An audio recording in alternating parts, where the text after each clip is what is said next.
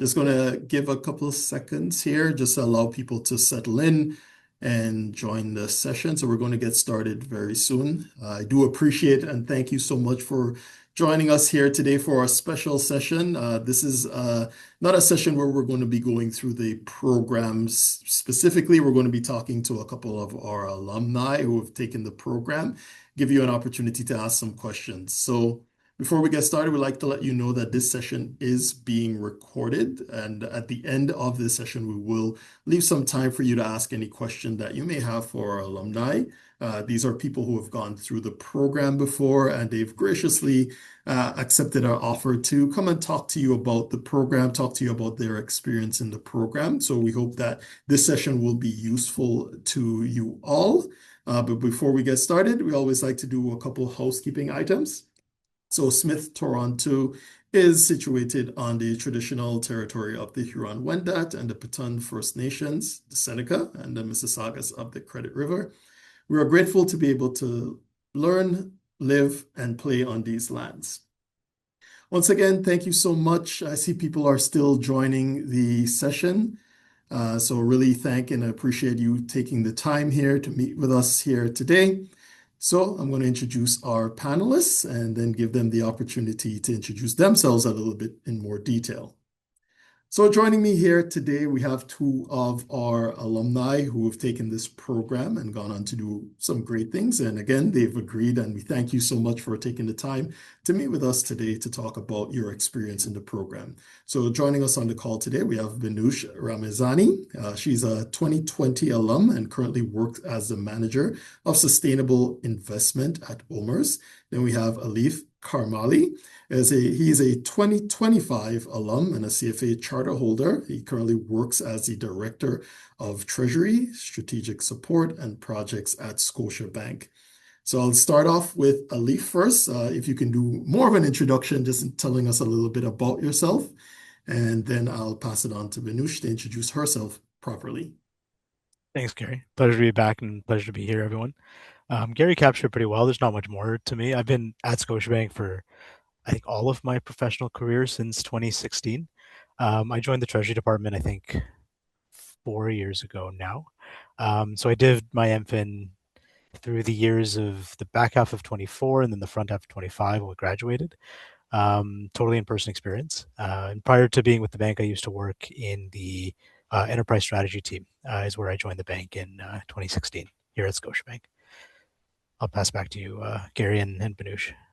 All right, thank you so much, Alif. A pleasure again to see you. It's great to see you again, and thank you so much for always being willing to help with these sessions and other items as well. Always, And Gary, always. thank you. All right, Vanush, I'll give you the opportunity to introduce yourself. Thank you so much, Gary. So, hi everyone. It's an honor to be here. Regarding my background, on the opposite side of Alif, that he just had his own career, most of it in Scotia. I just have different experiences. After graduation in 2020, which it was that the time that the world got upside down, I think. I started in KPMG, management consultant. So as a sustainability and ESG senior consultant, and then moved to Oxford, a real estate company, as a sustainability manager, which Oxford is the real estate arm of OMERS. OMERS as a pension plan for municipalities in Ontario. Here I'm the sustainable investing manager. So as you can see, it's just like ups and downs, different sectors. Yeah, that's it. Thank you so much for having me. Thank you. So, Manish, if we could continue with you, can you tell us a little bit more about your role itself? Like, what does your day-to-day look like? And then, Alif, I'll ask you the same question as well. Sure. So, sustainability is a diverse word. So it has different angles and perspectives. And when we talk about the sustainable investing, it has that broad view as well. So my day-to-day job is working from operation teams at OMERS to investment team, which is two different words, two different perspectives. And, the different tasks and considerations. So for working with the investment, which I think it's more, related to the students for the MFin, it's just having that lens of sustainability through investment decision making. Most of the people think that it means that we are going to say, no, stop investing in that company or this sector. No, we should think only about the good things and we should be good people. But because of the fiduciary duty that we have, the first consideration is always making revenue because we have pensioners that we should pay pensions to them. But before that, we are going to look at the ESG as one of the risk factors in the investment to just generate that revenue as well. So we just put that lens in our eyes and make sure that the investment team is doing the same and making policies, procedures, investment tools for the investment team to give them this ability to use ESG as one of the risk factors. Excellent. Yeah, I think when we hear about ESG, sometimes there's okay, you don't want to invest in oil and gas. It's more about like us investing in wind farms. So that's what most people I think about that when they hear about sustainability. Yeah, and this is why that people are moving from ESG to sustainability because ESG is so politicized right now. So everyone is just like, oh, you're talking about ESG, you just don't want us to make money. So, but they're just like, no, maybe sustainability, you look at much other. So. That makes sense. That makes sense. Thank you so much. Alif, I'll turn to you to talk about like your role and your day to day. Good question. Thanks, Gary. I'll start with quickly just what the Treasury Department does in a bank. So I think that helps explain what I do a little better. The analogy we use is the blood of a bank is the money and the funding that goes around. And so the Treasury Department takes all the money that comes into the bank and gives it to the businesses that need it. And so we sit in between kind of the deposit generating businesses, checking accounts, company payments, etc., and give it to the lending businesses, corporate lending, mortgages, etc. And so the Treasury Department keeps the bank safe and also optimizes and measures profitability. So that's just quickly, but my job specifically is more of a transformation and strategic planning job. Especially over the last few years as the macro environment totally changed upside down. Interest rates became volatile, geopolitics came back into the forefront. A lot of Treasury departments weren't ready to manage that environment as dynamically and quickly and with the data that we needed to do it. At the same time that capital and liquidity regulations got more and more stringent for banks. And so my job is kind of managing both of those dynamics where businesses still need money to go grow their business, support their clients who now need advice and help more than ever, while also investing some of the tools and capabilities here in the Treasury Department to keep the bank safe against all the volatility out there that's on the top for headlines and Bloomberg feeds every day. And so I do a mix of data, investment, business cases, projects, but also talking to capital markets folks on what they need from the short-term funding type desks, and also the retail businesses on how their clients are doing, because that generates a lot of funding for the bank. So I'll keep it there. We can get more into it as we go, but I'd rather talk about the program itself. Okay. Thank you so much for sharing that. So I guess in your role, are you managing a lot of risk as well? Yes, I not directly myself, but Yeah. everyone around me manages some portion of that risk that the banks face between FX or interest rate, depending on where in the curve. There's liquidity risk that's there. We think about geopolitics and a little bit of credit and capital. So all of it, and takes the whole 300-ish department to get all of those things right, hopefully. Excellent. All right. Well, thank you, Sada. And we will continue with you. So why did you decide to take the Master of Finance program? And if I can ask, did you have your CFA before you started the program? My memory is not as good as it used to be. Was it before you had started the program, you had your CFA, or did you get your designation after you finished? I had my charter before I did the program. I think August 2023. I think you did, yes. Yeah. All right. And it's a good question because it's a good segue into why I took the program as well. I'd written my CFA through COVID as they were evolving into computer-based testing, which is a separate story. But what I really liked about the pitch and then came through with the MFin program is the practicality and application of those CFA type concepts. CFA is still mostly an academic exercise with multiple choice and written tests. Used to be paper, now on a computer. But the MFin helped me practically apply those concepts to my day-to-day job. As I mentioned, I think the Treasury Department is one of the most complex places in the bank, which is saying something. And so when I came here, I felt like I needed another layer to my financial education in applying all of the derivatives, accounting, equity, fixed income type concepts into a more real practitioner-based environment, which is why I had applied for the MFin program and exactly what I got out of it. Does that answer your question, Gary? Yes, it does. Thank you so much. And now I'll pass it on to Vinush to answer the same question. Why did you decide to pursue this degree? So I I just had my first CFA level one, and for the second one, I didn't want to do. No, I'm just kidding. So I got to the school. No, I love honestly going to the university and study, and that's because I find it as Alif said, most practical.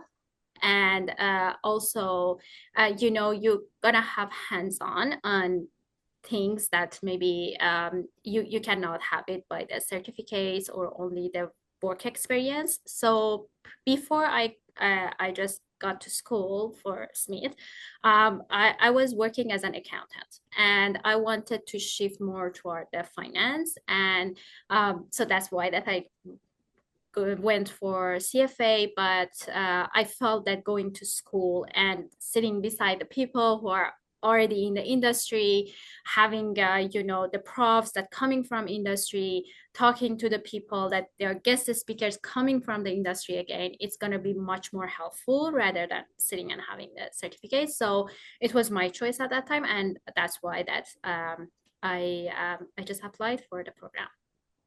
All right, excellent. So a follow-up question to that is like, what was your expectation like following the program? Like, what did y'all expect to get out of the program? And then I guess, did you get that? Yeah, sure. So first of all, it's just like learning, but for learning you can go other routes as well. But my main expectation was the connection and connection to the industry people. And I can say that yes, it met my expectations because the profs came from industry, and also I have classmates that they have really a great experience in financial industry, and also the guest speakers. I think during the program, the guest speakers they were the main tool for me to make connections to the really big players in the sector. So yeah, and I'm thankful for that. Excellent. Thank you. Alif, same to you. Same question. I front ran my answer a little bit with the yes. But similar to Banush's, as I mentioned, the practitioner lens was one of the differentiators that I wanted out of the program, and it certainly met that expectation. Getting to work with people across the industry, and some non-industry folks who came from different walks of life and different backgrounds, led to a deeper, richer experience where, depending on the class and the project, different people had different perspectives and experience, and it became a more collective application, real life learning experience than what I contrasted with the CFA previous to that. And it's a better reflection of the workplace, if anything. Getting to work with everyone. It's not always people you get to choose, but people that sit beside you and are signed on projects with you. But a lot of that learning was, I think, what surprised me pleasantly was the learning and working with different people from different backgrounds, all approaching and trying to solve the same problems. That the I wouldn't call it like social is not the best term, but the professional dynamic that you develop in the evenings and weekends throughout the program and during the offsites was another element of the learning that I really appreciated. I didn't appreciate it as much going in, but I appreciated it a lot in hindsight, and the value of the network and the connections, and also the learning of how to interact with different people from different backgrounds. Yeah, thank you so much for that. I want to let everyone know that Alif here is someone who we hold dear in the program as well, because once he finished, he sent us some feedback on how we can always improve on the experience that students are having. I still have that email with me that I look and see some of your notes that you shared with me on different things that you would love to see in the program as well, because we're always changing things up, trying different things. So it's always good to get feedback about what worked, what didn't work. So I really appreciate that. Thank you so much for sharing with me. I'm happy to. And it was a long email. I apologize, but That's all good. we talked about it beforehand, so Yeah, I'm glad it yeah. was useful. It's very useful. Thank you so much. I want to switch to Banush because we spoke about this a little while ago. So Banush was recently featured in our Smith Insight page, and she talked about some experiences that she had with regards to networking. So I want to touch on that just a little bit, and I want you to touch on it because Banush, a lot of the times people believe that, with the degree, that's all they need in order to secure their future in finance. But I think Banush has the perfect example of somebody who really worked hard in terms of networking. So Banush, can you tell us a little bit about your networking, I guess, strategy and go into a little bit deeper into that about what did you do? Sure. So I think that's a favorite story that people about in my career. It's excellent. It's great. I love it. So I look at the career as like gardening. Uh, when you just register for a certificate for a program at school, something like that, it's like a someone give you a shovel to just dig a hole. So you cannot just shovel and dig a hole and watch and say that, oh, why I don't have a big tree? It's not gonna happen like that. So you need to bring the seed, you need to water it, you need to take care of it. So I believe that networking is really an important aspect of the career. It doesn't matter where you are standing in your career. And based on my background and my culture, it's not something that I learned to do. It's always just like just rely on your skills. Just if you are good enough, you're getting there. It's the real world doesn't work like that. So as I mentioned, I graduated in May 2020. So at that time everyone thought that it's end of the world, so nobody hired anyone. It was just like we are gonna all die. So and I was looking for a job, right? I had a student loan. So um I just put that perspective aside and just to go and ask people for a job because I know that it's not helpful. I just start talking to people as human. So I was just like, I want to understand this field. I'm coming from accounting. Um, and I just want to get into the finance. How can I do this? So I knew that I wanted to get into the sustainable investing. So I focused on that, but it didn't mean that I just talked to people in sustainable investing. I talk to everyone. I talk to data providers in this field, with the big companies, big four companies, consultants, small boutiques, banks, asset managers. So I make a Excel file and I just wrote down the people that I asked to talk to, and just anyone who respond, or some of people were rude, and I just put a rude in front of their name to just remember that they were bad. So and I start talking to them. Sometimes it takes 15 minutes. They didn't have time, just gave me 15 minutes. Sometimes it's an hour call. And I never ask them that, oh, do you have a job? I need a job or something. I was just like, I want to learn. And sometimes we just talk about their dogs and what the breed is. I don't have dog. I don't know about them, but I just try to pretend that, oh, okay, teach me about that. So, and it's funny because even uh, those people that we talk about the dog, maybe 6 months later they just email me and told me that, oh, are you still looking for a job? Because I have a position in my team. So you never know where you meet the people again in your networking. I always suggest to the people, when you do the networking, don't do it because there's an opening position in their company, or don't do this because we are human. So just that approach. And during that time, I think I reached out to 400, 500 people across the industry, and I talked to 196 people from I think in less than 7 weeks. So Wow. it was, and maybe another aspect is just like I like talking to people, but I enjoyed it, and I made friends. I made the job that I got for KPMG. It was with one of the people that I talked to, and he even moved to another country, another branch of KPMG. But he just emailed me on the texted me in the LinkedIn and said that, oh, our team in Toronto is expanding. I can recommend you if you want. So you never know what happened, but just build real relations instead of just going and say that, oh, I'm really interested, because it's how we approach, right? We are interesting experience you have, the CV, and I saw this opening on your company. Could you please recommend me internally? People may do it or maybe just ignore you, but it's not a real one. So I think that's the most important part of the career, beside expanding your knowledge, experience for sure, but building relations. Yeah. That's excellent. Thank you so much for sharing that. It's such an excellent lesson because I speak to current students in the program all the time. We always check in with them. How are they doing? And, they mention to us sometimes they're reaching out to people, they don't hear back, and they get so discouraged.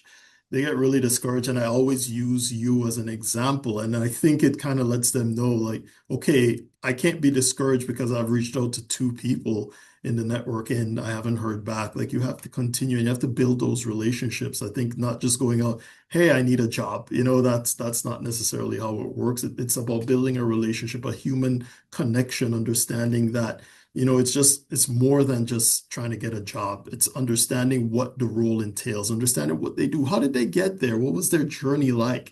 And any advice that they have for you. I think that's so important. So I thank you for sharing that story. No worry. I just want to mention two Sure. things. First, one of the strategies that I use that maybe I think it's going to be helpful for people. I'm taking notes. It's just like attending the webinars, so the conferences, and just target the person that you want to talk to.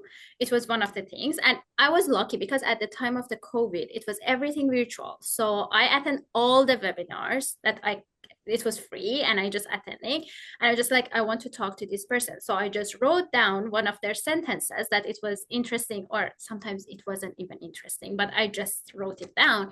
And when I reached out to that person, I said that, oh, I really love what you said in that webinar. Can we talk more about it? So, and the other thing is that people love to talk about themselves. Look at me, I enjoy talking to myself.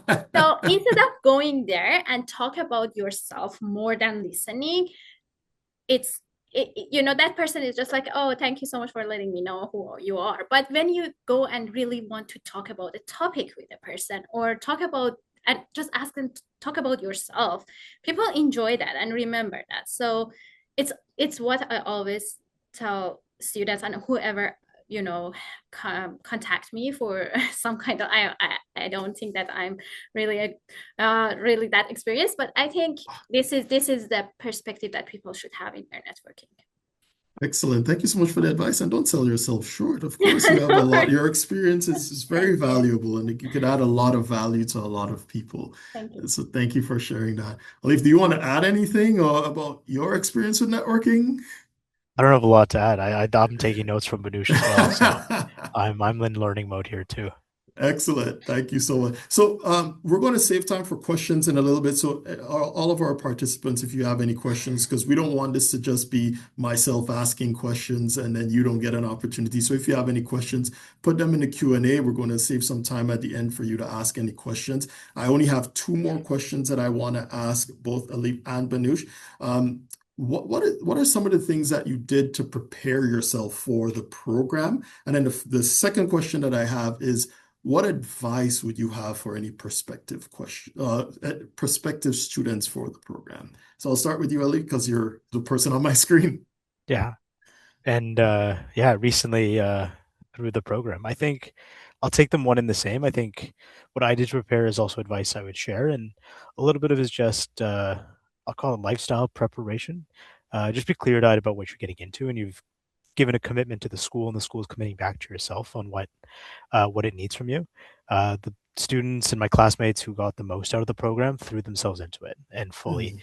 And because of the way it's structured, you're not a you've got other things going on in your life, but allocating the time to properly allocate to school, to throwing yourself into events, into the webinars, the networking, the recruiting, and also getting to know your classmates really well, that pays off. And because a lot of people in the program have jobs and families and other commitments going on, it can be harder than a traditional master's program or an allocated full-time program where you're not doing those other things. But that's what makes the program special and accessible. But just be ready to commit and invest that time because it'll pay off 10x from whatever you put in, and you'll get that out of it on the other side. So that's both what I did to prepare was setting that up for myself so I could allocate the time. Okay, but that's the advice I'd pass on as well to the class of 26 and 7 and beyond. Excellent advice. I think I couldn't have said it better myself. Just investing the time and diving into the program and taking advantage of all the things that they have to offer, time permitted, of course. I think that's really great advice. And that's things that I tell applicants, people who I've talked to, they always want to know, how can I get the most out of the program? I'm like, just get involved, do as much, take advantage of everything that's being offered. Yeah. Just really, you're committing yourself for a year. And that's something we just ask you to commit for the year. And then after that, you'll see so much more benefits in the end. So I think that's excellent advice. Thank you. Danush, pass it over to you.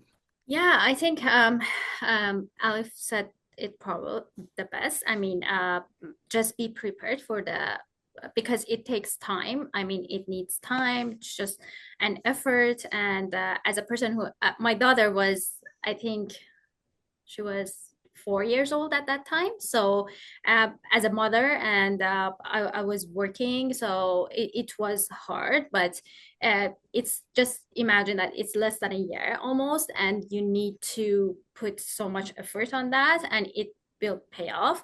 But the other thing that I think it's important is just like find that, because each of us, that we have some strength and some weaknesses. So just be ready to challenge that weakness inside yourself and just work on that. Because for me, for example, working long hours on a homework or just finishing the project or something, or dealing with people, it wasn't the hard part. For me, I hated the public speaking, presenting, talking in front of the class. I didn't want to do it. And it was I remember that in the communication class, the course, the first session, the prof asked that who wants to try and just come in as an example to show that how is the bad presenter is. And I remember that I just raised my hand. And at that moment, I was dying from the heartbeat. My heartbeat was just like so high. But it was why I was there, to just work on my weakness, to just grow it. And I think this is a great opportunity for everyone to just be better. Another excellent advice. I say this as well to students, this is a learning opportunity. There's no judgment here. It's all about growth. So if you know something is your weakness, public speaking, presentation, throw yourself in there. This is how you're going to improve, how you're going to get better. So I think that's really great advice here. But I do want to pass it off to the participants. We're going to throw it over now for questions. Let me just pull up I see we have a couple questions that came in. So I'll pass it off to both of you. I'll read out the questions and then either one of you can answer, or if you both want to take a crack at the question, I can do that. Okay, so the first question, it's a very fruitful session. Thank you for the invite. You're very welcome. Can you please let me know how you were able to balance the extracurriculars like student endowment opportunities, case competitions, etc., and your professional full-time job? I think you both sort of touched on this already. I don't know if either of you want to answer again. I think quickly, because I didn't really answer the how part of the question, which might be helpful. I think of everything as a choice and a prioritization. I let people at work know I was committing to the program. They were understanding. I didn't give up my job or any means and didn't slack off, but uh, leaning on the people around you was very very helpful in understanding. They were very understanding of why I was taking this step, which helped me balance priorities at home, at work, and at school. Was being transparent with how I was doing it, but also having a priority and stack in my head of here's where I want to lean in more, and these types of courses I want to get more out of, versus my teammates knew had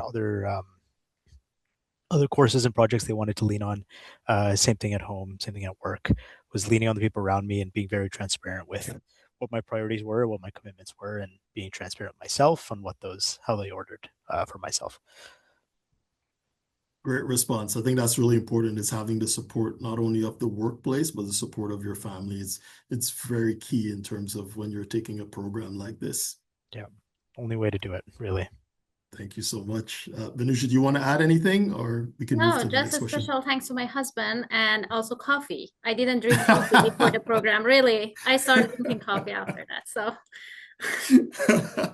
Excellent. Thank you to your husband and thank you to coffee.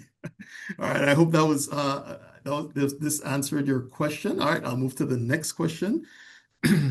How do you keep yourself motivated when things are not going as expected or not as per how you had planned for it? Alif, you want to go take a crack at it? That's where I wouldn't say the fun, but the learning is when things don't go to plan, you have to pivot and adjust. Um, I think the theme I drew on earlier was a lot of what that the infant represents the workplace, and the people you have to deal with and the problems you have to tackle well. And the workplace is the same way. And it's why programs like this are applicable and valued in the labor market, is because you've dealt with problems and people and planning that hasn't gone the way, and that'll happen in every job you ever take as well. So that's where the learning is, and so that's what motivated me personally to get out of it. Was all right, something happened, but I know this is you can plan for things to not go to plan, and then the learning and experience to get out of it is valuable to carry forward as well. It's really hard in the moment. I won't shy away from that. But in hindsight, that's what helped me get through it, was embracing the uncertainty and difficulty rather than shying away from it. Excellent. Thank you so much for that Yeah. response. Vanusha, do you want to add anything or we can move to the next one? no, I think we're good. Yeah. All right, excellent. Well, Alif, this you kind of touched on this as well. You talked about the value of the degree in the marketplace. The next question is, thank you for your time on making this webinar. You're very welcome. How attractive is a Master of Finance from Smith in the Canadian labor market? Yeah. I'll ask both of you to answer this one. Alif, you started touching on Fine. it as well or already, so um, I'll let you start. I think my experience with, and this isn't just MFin, but credentials and academic in general, it's less about the paper you printed on and what you're doing with it. The skills you carry, the way you carry yourself, the way you interact with people, like those are all things I learned and took from the MFin. And that's what made the MFin valuable, was being able to juggle lots of things, meeting real people with real experience, and keeping my job. And it's all, in my view, and similar to Banusha's answer on networking, it's what you do with it that will really count in the Canadian labor market. There's a lot of credentials everywhere, and some people say some are better than others, but that's not really how we, speaking my experience, my life, and my industry, rank and recruit and interact with people. It's what are you doing with it? What do you bring to the table? Does it give you more shovels? And then what can you do with those shovels to help an organization or team accomplish their goals? Excellent. Yeah. It's all about how you use it after, what the skills that you take and how you're going to apply it in the when you're looking for jobs, when you're interacting with people, does their professionalism come out? Yeah. Exactly. Excellent. Yeah, Banush. Yeah, I totally agree. I think that more because for a period of time during my previous job, I was going through the resumes and I was in the team that's at least filter some of the applications when we want to go to for hiring. And I can say that for sure Queens is one of the good universities, but it's not sometimes it's just one aspect of it. It's more focused on the skills that person take and what are the projects that that person did during that time. So be more focused on what you can take away from the program, and which people you can meet for the guest speakers, talking to the guest speakers and everything. So just use the opportunities that you have. Excellent. Yeah, I agree. Couldn't agree more. What was it, before I go to the other questions, really quickly, what was the most difficult part, I guess, you found in taking the program? What was the most difficult part for both of you? Manish, you want to take a You crack? mean during the program? During the program, yeah, because I think one of the questions that somebody asked earlier about like when things don't go as planned, that made me think about it. Like, what was the most difficult part of the program for you both? I'm curious. The final for the financial reporting course? No. um, for me, it's just to get, adjusted to the whole workload that is coming to my life beside everything else. And just, sometimes you think that I have a certain knowledge, I can do this. And when you get into it, you just feel that you are lost or it's hard. At some point, I remember, I think it was in maybe January or February, everyone just like overwhelmed. They just like it's too fast paced and everything. But when you look at the end result and you think that, okay, I'm just doing something really great in my career life and the academic life. So it keeps you moving forward. But I think the workload and that you cannot anticipate how it can get, sometimes it's just like make you really disappointed in yourself. But it just going forward. The good thing about life is just like the time passes. Just remember that, and you're Yes. earning something. Excellent. Thank you. Alif, what about you? Good question. You got me thinking. I think you saw that reaction was, I'm not sure the specific moment, but more an emotion, and kind of pulling on Benish's theme was things came all at once in all aspects of life at certain points in the program. And Mhm. that's what was difficult. I know there was a derivatives assignment that comes to mind for sure. Um, there was probably some team disagreement and a presentation somewhere in there. Um, so I think the most difficult thing was proactively understanding that those would come and being resilient and adaptable in the moment to then manage through those difficulties. But there are definitely certain points where, oh no, this isn't going well at work, plus at the program, what are we going to do? Those kinds of moments come to mind. And I think, yeah, that first derivatives assignment when I also got sick at the same time, that might have been the lowest, the lowest, most difficult part of the program. I should say that the grading was not fair. I still have my for those assignments. I still need to regrade that. Take that up with the faculty. Yeah. I'm gonna submit a complaint. I just Send it on through. All right. Yeah, that's it on that difficult one. Not a great answer, but I think more of No, a no, it's feeling good. proactive answer. It's good because sometimes we do forget that, sometimes people do get sick throughout the program and there are different expectations. Things happen at different times, so it ebbs and flows Yeah, depending. Life is going to continue moving regardless of whether or not you're in the program. Life is not going to stop. life finds a way. Yeah. Life finds a way. Okay, I have a couple more questions here. Does the university give participants any support during job search after graduation?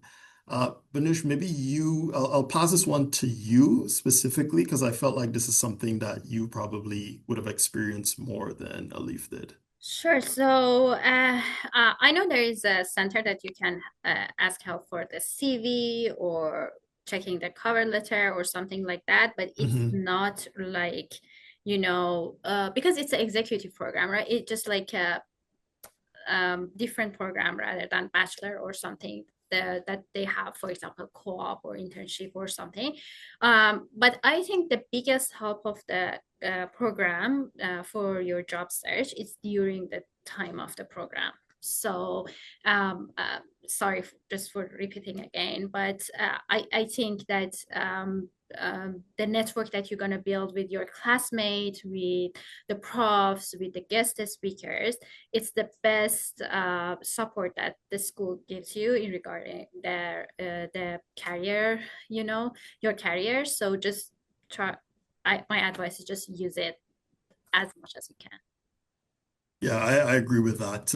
Yes, you do have support while like after graduation, but we do encourage our students to maximize their time during the program and not wait until after, because you're putting too much pressure on yourself after the program is to do that. This should be happening before and during the program, that you're utilizing your classmates, your connections, speaking to faculty, guest speakers, whoever it may be. Like, this is where you're supposed to be doing that, is during the program. So all of that should be ongoing and not just waiting until the end. Yes, you do have support, but it's best to maximize those while you're in the program. So I agree with that. All right. Next question we have here is, thank you for this great session. You're very welcome. It was very helpful. Just curious, did you consider a full-time MBA as well before deciding on the MFin program? I think that's a good question. Alif, I see you're off mute, so I'll hop to you first. For sure, and definitely when you're going on this education journey, you're going to consider all the options.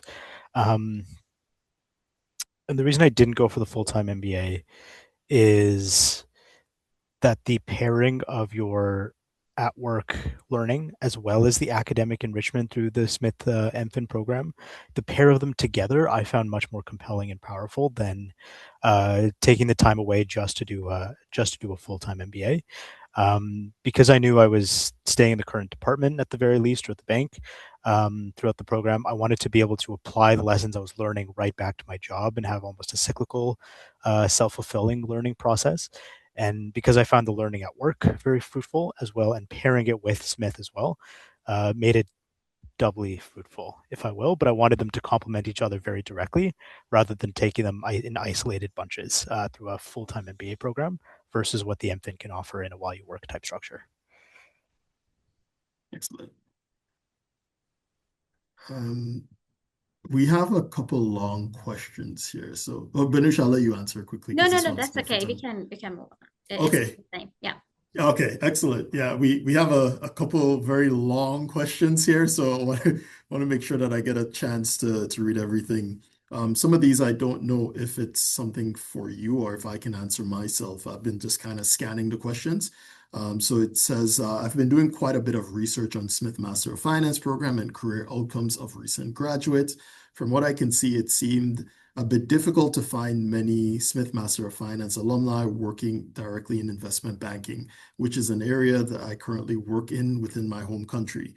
I wanted to better understand how the investment banking and private equity landscape in Canada generally looks, and how an MFin program typically positions students for opportunities in those specific spaces. I understand that the program has an investment banking stream, but I was curious how that translates in practice into recruiting outcomes for roles in IB or PE. So I maybe can answer this really quickly. The amount of people that I interview and I meet that wants to get into these roles, there are not enough positions available for a number of students that want to get into these roles. It's a very competitive space, and not many students from the program will get into IB or private equity. We do have some students who make transitions into those spaces, but not directly out of the program. Again, it's a very competitive. It is a market. We always tell students, if that's a space that you're interested in, have a plan B. Have something else that you're looking into, because one of the things that you should consider is just getting your foot into the door and getting some work experience. When you're at any of the bank, you can always do networking while you're in there and seeing if you can best position yourself to get a role there. I do know a couple of students who were working with the bank, and then they were able to get into IB, but it's very competitive. And usually not a lot of people are getting into that, especially coming out of a master's program. Usually these roles are typically geared to undergrads. So grads coming out either in year 2 or year 3 of their undergrads, that's when they usually hire for these roles. So not typically out of Master of Finance programs. So I would always encourage you to look at other areas of finance besides IB or PE. I don't know if either one of you wanted to add to that or if we felt like that covered I it. want to add to that, Sure, go ahead. especially based on my networking, experience, and also my experience from the time that I work at KPMG, because at that time I worked with, at least for the PE, I worked with a lot of PE companies, and right now at Omers, I'm directly working with the PE section. So I just want to say that, as you said, Gary, it's really competitive. So first of all, it needs, even for the students that coming from the undergrad, it's just like a really intensive networking and having a strong network in the in these kind of companies. But one of the best things that, as you mentioned, to just step your foot at the door, it's management consultant. I know that PE hired so much from the management consultant. I did not know that. Yeah. So Hmm. it's I mean, when I work with PE companies, it just like even the teams are really protective regarding their senior consultants and consultants, because it's a tendency that they just like PE companies really like the management consultant employees. So this is one of the plans that you can have. And in general, I'm saying that it's nothing impossible if you have a really dream position, there's that you really like it, you can get it, but you need to plan for it, and maybe not in the first attempt, but there are always a route to that. For example, I wanted to work in a pension plan, but it wasn't possible, so I need to just, it takes me longer to get here. But as you mentioned, there are not that much position in these companies in compare with how many applicants really wants to get in. All right, thank you. That's good information to know as well. But yeah, I think it's great not to just consider getting directly into there. It's not, as you mentioned, not impossible. It's just very, very difficult, not impossible. But it's good to know about the management consulting route. I did not know that, so that's good to know. All right, I'm just going to move to the next couple questions. So the second part of the question has to do with the MBA. I think you both kind of, well, you covered that already about your choice between the MBA. The next question I always wanted to ask about student competitions, particularly the CFA Research Challenge and the National Investment Banking Competition. I'm very interested in participating in both and wanted to understand how they typically work. For example, do students usually form their own teams, or is there a selection process? And from your experience, how does participating in these competitions help in terms of exposure, skill development, and positioning yourself for roles post-MFin? I don't think either one of you participated in a case competition. Okay, excellent. So I can answer this really quickly. So in terms of how it works for the case competition, thank you so much for the question, by the way. In terms of how it works, we select the teams. We usually ask students to tell us what area they're interested in, which competition they're interested in, rank it, and then we'll form the teams.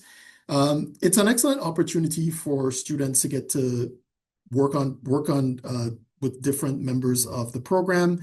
You get to build presentations, you get to work on some challenging problems and get to present on it. So it's a great opportunity for you to even get to build your network because you're meeting people outside of the program. You're getting to meet people from different universities. And I think Banush and Alif talked about this a little while ago, where they were talking about not necessarily the degree itself, but what have you done after?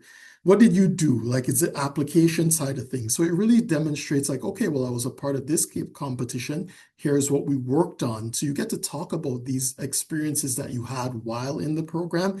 You get to talk about your ability to do research, build presentation decks, present, and take part in these competitions. So it really helps separate you from people who just will have their degree, not just have their degree, but people who have their degree. It helps take it to another level because you get exposure to so many different things. So that's, I think, some of the areas taking part in these competitions can help you as well. All right, I'll move to the next question. Thank you so much for the questions. Oh, this is a good question. What was the most beautiful part of the program? I love this question. Benish, I'll start with you and then I'll go to Elise. Sure. So the week that we were in Kingston, that was awesome. But I mean, just it, being part of the groups, working together, the homeworks. I know that sometimes there are people in your team that they don't do the job, or they are, I don't know, but because I'm a people person, I enjoy working with people, and just having a team. So the most beautiful part for me, it was that teamwork, and doing that. Um, Regarding all the challenges, it's like the workplace. I mean, as Alif mentioned at the beginning of the session, you never have that colleague, that you want. It's sometimes people at work that you cannot deal with. So it was just like a small scale of the workplace in the school that you just deal with it. So I love that part. And for sure, the first week, I love it. First week, yes. If I can get back, I get back for a week. There, that is beautiful. There's always homecoming. Then you could go to Queens.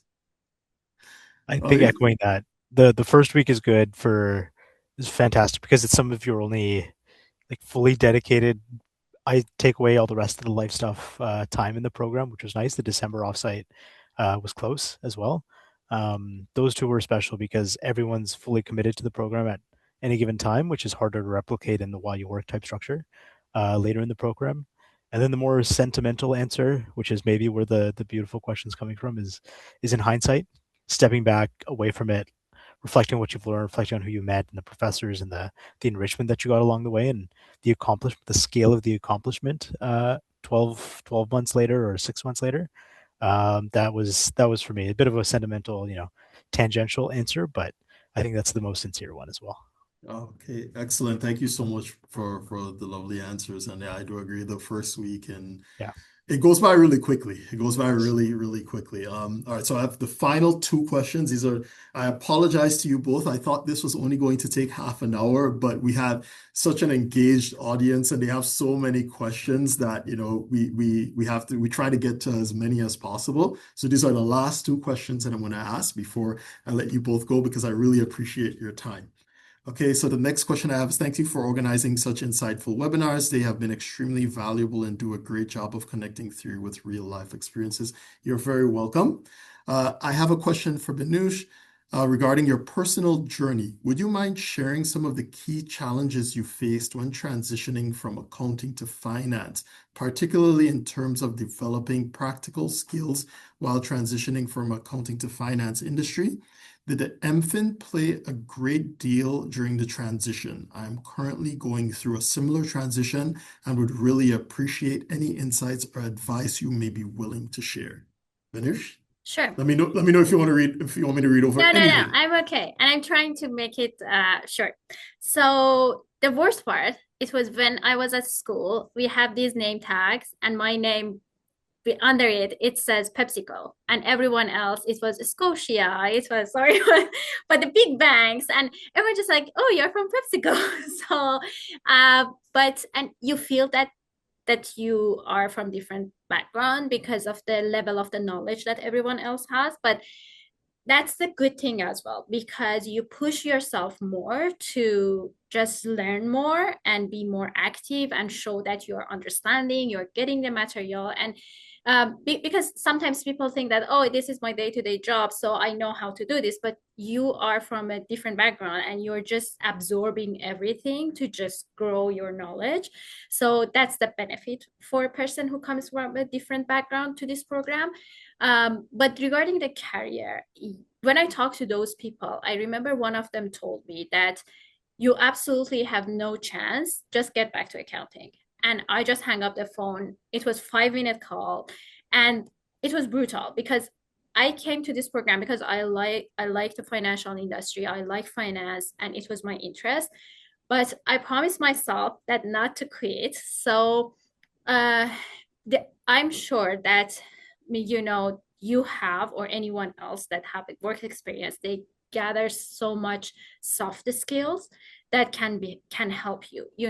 Sometimes people forget about the soft skills, uh, like project management, communications, upper management, just upper manager management or something like that. So these are the things that you can take from your background. And also, I mean, for myself, coming from accounting, I have a strong foundation of data knowledge, how to deal with the big data, how to deal with the financial data. So there are so many things from each background that you can take and bring it to your new role, that it's absolutely maybe unique for yourself. Maybe another person doesn't have it and you can just sell it when you go for the career.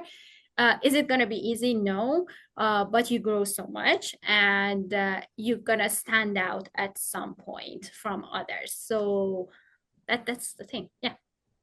Excellent. Thank you so much. Yeah, I think I do get a lot of questions of people looking to make that pivot, and sometimes they're worried about making that change and how helpful the program is for them. Sometimes they ask me, "Oh, do you have anyone who's been an accountant and then made the transition to finance?" I was like, "Yes, I do."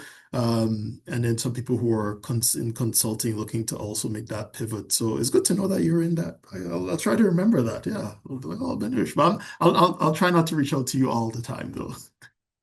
Thank you. All right, final question that we have. Whoa, this person has a lot of questions. I have a few questions about the class experience and the professors in the MFin program. Class practicality.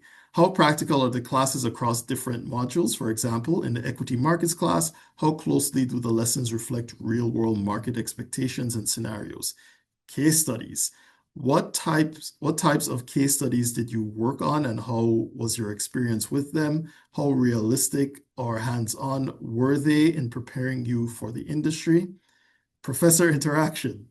Are professors approachable and friendly? If a student has a strong experience or a genuine interest in their field, is it possible to reach out and build a professional relationship with them?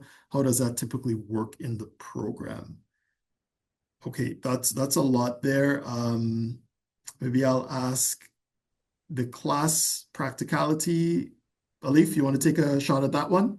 Yes. Yeah, that and the professor ones are easy. The case study one, nothing's really popping to mind, but we can come Okay. back to it. Okay. I think because I started on the difference between the CFA and the MFin, and why the MFin was, I think, a great option on top of it, was specific to this theme, was I did indeed find them very practical. Um, Most, if not all, of the professors, definitely all of them have had real life practitioner experience at some point. Not all of them were. Some of them are full time professors now. Some of them are a mix. But that really helped get a real life application based class environment on how concepts are used in practice. What are examples at banks or institutions or pension funds, etc., that use types of WACC, cost of capital, equity investment, fixed income valuation type concepts in real life, which was a really good complement to the whatever CFA level you may or may not have. So I did find it was very practical, and that's exactly what I wanted out of the program. So that was one of the most parts that resonated the best. And then I think it ties into the professors. All of them are very approachable. They're there not just because they're smart in their field, but because they want to be there and teach and mentor and help students. So I had fantastic experiences with all of my professors, not most, but all, in their own unique ways in their own fields. So both of those things, I think, to the practicality and the professor questions, were surprises to the upside, were things that were better than I anticipated coming in, which are two reasons I wholeheartedly recommend the program as well, for those two exact reasons. All right. Manusha, do you want to add anything? I don't know, the No, case studies question. I think Alif just said everything. Yeah. Okay. Yeah, the case studies question, what types of case studies did you work on, and how was your experience with them? How realistic or hands-on? You worked both on case studies, right? In different courses, you had case studies? Yes. Yeah, and I guess coming more recently out of this, some of them are closer to mine. Uh, Yeah, some I cannot recall. some you got to pick yourself on companies you wanted to investigate and study. Some were assigned to you. Yeah. Um, I did one on Scotiabank, of course, because I thought it was more interesting to look at it outside of my day-to-day job. But I think everyone in the team got to pick something close to their heart in individual or group sense. Was this for the equities course? Equities is coming to mind. Yeah, because equities, so you're making, because I think that was this person's specific example that they use. So you are making a stock pitch on a real company. You have to do real research, and you're basically saying whether it's a buy or sell, and you're doing a presentation on that with your analysis of why it's a buy, why it's a sell, why it's a hold. So you're using data, using Bloomberg terminals, doing the research on that, and basically making your case for your decision. Yeah. I believe that's what it is. If Great memory answer. serves me Great answer, correct. Gary. Yes. All right, excellent. So that's all the questions. I saw somebody had a comment there that they hope.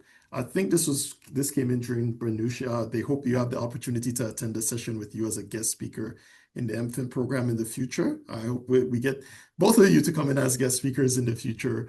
So thank you so much, Banush. Thank you so much, Alif. I really appreciate your time. Thank you, everyone, for staying with us for so long. This went a little bit longer than I anticipated, but that's what happens when you're answering such great questions. For those of you who are interested in learning more about the program a little bit more in depth, because this was a special session where we talk only about our alumni and having their experience, would give them the opportunity to share their experience in the program.